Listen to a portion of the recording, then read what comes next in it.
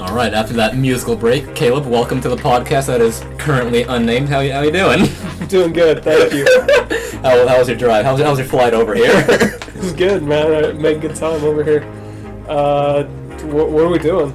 So today you've actually told me nothing. That's because I wanted it to be a surprise. Okay. So today's topic is mindfulness.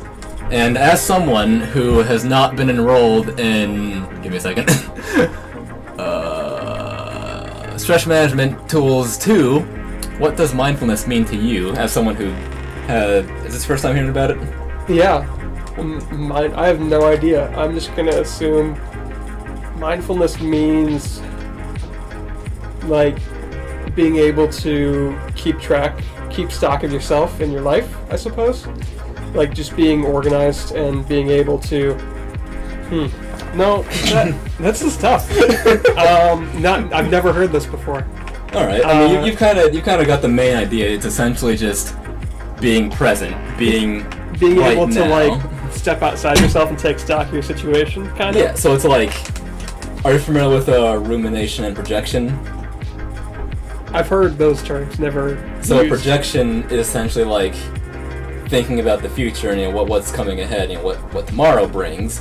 And then rumination is the opposite, thinking about the past and just constantly like stressing yourself out over things that you obviously can't change. Okay. And so mindfulness is essentially just letting go of those two things, and instead of thinking about like, oh man, getting all this anxiety about what tomorrow I need to do all this, just right now I'm doing this right now, not tomorrow, not yesterday. We're here, present. Okay. So just focus on what you can control. Exactly. Instead of worrying about like the. This is gonna be hard with the no profanity thing. Worrying about the crap you can't control. Got you. And the first, I guess, subtopic is the article I found, which was saying that mindfulness meditation improves visual short-term memory. And so in the study done in last year, they had a group of... last year? Yeah! They had a group of... didn't say how many, but they essentially had two groups. One where they would just listen to an audiobook, or they would just spend the 8 minutes doing whatever they wanted. Mm-hmm. And the second group did a little 8-minute mindfulness meditation intervention. Okay. And so they found that after that just brief period, the short-term memory capacity for like recognizing faces, I guess that's what they were doing, went up substantially by just that 8-minute exercise of just being mindful. Really? Yeah. Which, like, in my personal experience, I can say it definitely helps. Like at work, since I have to memorize like 5 different passwords, it definitely helped a lot in remembering those. Just being here in the moment. Whenever I'm at work, I'm locked in, baby. Yeah. You have any of these moments in the field? I can tell you right now, I could use that. I have undiagnosed ADD. I'm positive Oh yeah? of it. I can't focus on anything for more than 2 seconds because I'll be doing homework, or watching a lecture online. So that's what I do most of the time now. And I'll just be like, for no reason, I'll think, what's the population of Bulgaria? And I'll just have to go Google it. I really think I could focus on being present and only focused on one task at a time. I think I could really help me out. At least for me, like, before taking this class, it was dependent entirely on how engaging whatever I was doing is. Yeah. Like, for example, like at the gym, it's a no-brainer, you're constantly moving things. Yeah. So it's, like, hard to focus on other stuff, but if you're, like, in class, my god. Oh, especially when it's online, dude, because I have my computer, you have the world at your fingertips, you can do anything. And there's no one to, like, there's no one to stop you. There's no one to tell you no. Yeah. I'm at the limits of my... I can't say that. So just tell me after. And then the second article was saying how mindfulness meditation may lessen anxiety, promote social skills, and improve academic performance among adolescents with learning disabilities. Now, this one... Like me. As we found out. Yes, no. But since it's focusing more on people with learning disability, I figured it should still extend to people without learning disability. I figured, like, if it's...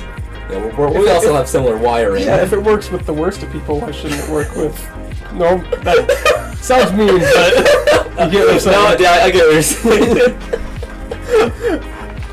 Oh, but this one was on more than 8 minutes. It was like a 5 week period with 34 adolescent diagnosed with LD, which is learning disability.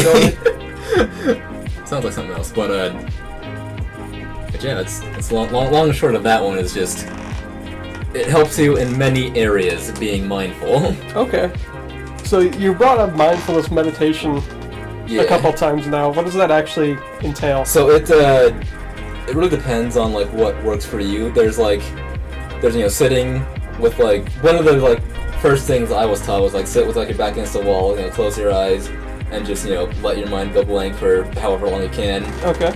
Another one we did in class was you'd listen to. This one was like kind of two-part. You listen to like calm music while and having a marker in both hands and drawing symmetrical shapes to like kind of calm me down. Wow. And then the second half of that was you listen to like more fast-paced music while doing asymmetrical shapes with both hands to kind of like one was for focus, the other one was trying to calm me down. And the focus would be the asymmetrical with the okay. That's really cool. I actually have those drawings, which actually no, I think I tossed them out. Let's do it again. True, I should post them onto my wall. Yeah. Anytime someone walks in, I can just see them. But yeah, there's like a myriad of different things. Like yoga can also count as mindfulness. Mm-hmm. For us, the gym too. Yeah, there's just essentially whatever just works for you. Just getting to a point where your mind is blank and you're like like when you're like playing a sport, for example, when you're in the zone. Mm-hmm. That can also be considered mindfulness because you're like just purely focused on what you're doing. Okay. Yeah. Yeah, anything that takes a high. The state of flow, that's the word I was looking for. Yeah. That is a hard state to be in. It is. Yeah, because especially in this day and age with all these distractions. The fact that I can like remember clearly the few times I've been in that state, like truly been in a rhythm and a flow of something, that really speaks to how hard it can be. Do you have those examples on hand? When you talk about sports, I thought about swimming. And swimming is like probably the best example of that. Because you can't do anything other than swim. You can't like talk to your buddy next to you. Yeah. All you're doing is moving and breathing. That's about it. There's not a lot of like strategy to it. Yeah, it's just go and don't be lost. Because once you know the fundamentals, it's like now just go as hard as you can. Yeah. So in swim practice, there were some times where, and especially during meets, like during long races. For me, a long race is like 100 meters. Gotcha. Which isn't long at all. That's like the second shortest race. Because I have no stamina. But yeah, there were times where you really just you get to the end and you're like, oh, it's over. Yeah. Because you were just in the zone so hard. Auto zone. But yeah, that's what comes to mind. But maybe doing some hard gaming session, like that time when we were playing Smash and I picked Incineroar and you like didn't say a word that whole match. Yeah, you lean forward, get in the gamer pose. Or when we were playing Hades and I got to the final boss in the first run. Yeah. I went Ultra Instinct at one point and like dodged Hades 4 times. Didn't say a word for 20 minutes. There's just some good... It takes a lot to get to that zone. Yeah. And just like in general, just sitting down and focusing on anything. Yeah, it's tough. It's like how I have trouble playing just one game. I have to have like a game playing, like some music in the background, like a video playing it on my other screen. Oh yeah, that actually happened to me recently. I finally sat down to read a book. I haven't read a book since I was in high school, and I sat down to read, and I immediately went to turn on a podcast. That's what I always do when I do something. Yeah. I was like, wait, Kill, this doesn't make any sense. Why did you have people talking while you're trying to read? And I just had to. It was kind of hard to isolate myself like that. It was really weird being in silence. Yeah. And just trying to focus on one thing. Yeah, with just nothing going on in the background. Yeah. But I'll read like some comics or manga here and there, but never like a straight novel. Yeah, I was reading some Game of Thrones. How you liking it? I'm in the 3rd book, so I better like it by now. but I haven't seen the show. I know season 8 apparently is sucky. Yeah, everyone knows that was straight garbo. Yeah, so just I was planning on reading all the books and watching the show, but I might just read all the books. Yeah, just get the best part with none of that. Who knows? By the time I'm done, maybe they'll remake it. You know, like they remade Spider-Man in like a year later. So 3 times, baby. Yeah, why not? Why not? Just keep going until you get it right. Yeah. Same with Suicide Squad. I still need to watch that, by the way. The second one, the new one is good. The good one is good. The good one's good. Then for the final article, this one was about mindfulness and marital satisfaction. Okay. And the long and short of this one was it had... Okay, so when I read this, I kind of like misread it. Because it says all 95 subjects, and I was like, wait a second. How are you going to have an odd number when these are supposed to be couples? But no, it's just people that were in relationships. So it's like you could have 95 pairs, but only talking to one of them. Gotcha. But it found that a significant positive relationship was found between mindfulness and marital satisfaction, with no statistically significant relationship found between perceived spousal similarity and marital satisfaction. Which is all to say, types don't exist. Okay. Just being understanding. Yeah, which like... Shocker. Who would have guessed, right? Being in the present and trying to understand your partner would lead to a better marriage. It works. But that really like kind of illustrates something that I kind of had in the back of my head just in general, where I don't think the one exists in the way people think of it. I don't think you like go out and find the one. I think you go out and make the one. You know what I mean?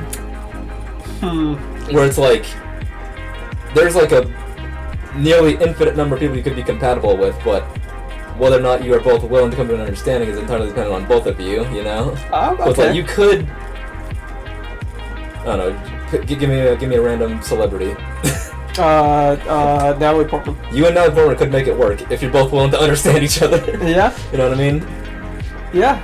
I feel like I don't disagree with you, but I feel like you could either play this game on easy mode or you could play on like hard mode. You know, like you could find someone who you disagree with on every single topic, and you could make that work. You could understand each other and understand each other's perspectives. That'd be playing hard mode. True. Right? Or you get someone that's already agrees with most of it. Yeah, it's already in the same area as you, and just agrees with a lot of stuff you agree with. Yeah. That's playing on easy mode. Yeah. It's also like...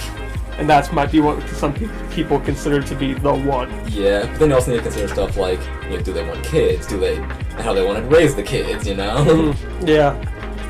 Like, one of my deal breakers is probably religion. Yeah. Just because, like, it just... maybe this is not offensive, but kind of controversial. I just feel like to be an atheist or subscribe to any religion is kind of...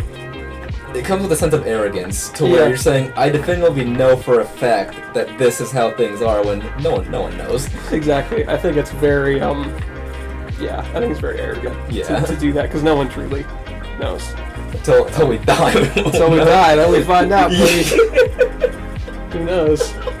You can't really ask anyone. Or if you have like a near-death experience, but then it's also like, that's so anecdotal. Yeah, exactly.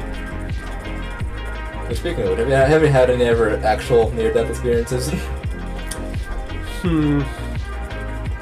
Not in the sense that, like, my life flashed before my eyes. I could have died right there. Yeah, Usually doing something dumb where I'll jump in a pool or something, and then I'll like surface and see the edge was inches from my head. And it's like, oh, I could have gone terribly wrong. I could have died right there. Or really messed myself up. If you do something like that, I'd do some stupid act, and then I'm like, oh, that was dumb. That could have gone terribly wrong. Could have been like Justin scissoring the side of a pool. Yeah. That was a junior high thing to explain that. Someone jumped off a diving board and nailed the side of the pool. I guess like he was aiming for a specific part of the pool, but I guess his body just didn't agree with it. Yeah. He tried to eat his knee. Got a mouthful of that. Then the diving board was banned for the rest of the day. No one could use it. I was up next too. But yeah, stuff like that. Yeah. Any questions you got for me about mindfulness in general, or anything interesting you want to bring up? No. I'll have to teach me how to do that circle listening to music. Yeah. Thing. I think that would really work, actually. It also gives you like a little bit of ASMR there too, with like listening to like the market and you're like. Yeah. I could go for that. That'd be fun. Would recommend if you have like a. The no profanity rule is really getting.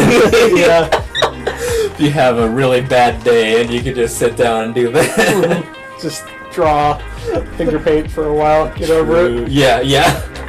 Make macaroni art. Do we have a name for this podcast, or are we just gonna come up with it in post? Yeah, we'll come up with it later. Okay. I don't want to rush genius. True. If any viewers are to only get one thing out of this, it is in your hands. You can create your own destiny. You don't have to worry about what everyone else has going on. Worry about yourself, worry about what you've got going on. Worry about yourself in the present. You'll be much better off for it. Thanks for listening. Caleb, any final remarks? Yeah, actually, when you said that, I watched another podcast from a Navy SEAL, a former Navy SEAL, and he talked about, he said, look at life as a target, right? You've got the outer circle and you've got the inner circle. The inner circle is everything you can control. That's everything you have influence over. The outer circle is everything you don't have influence over. Focus on the inner circle and forget the outer circle. I like that a lot. Yeah. Alright, cool. Alright. Thanks. Take care and have a great life. Peace. Peace.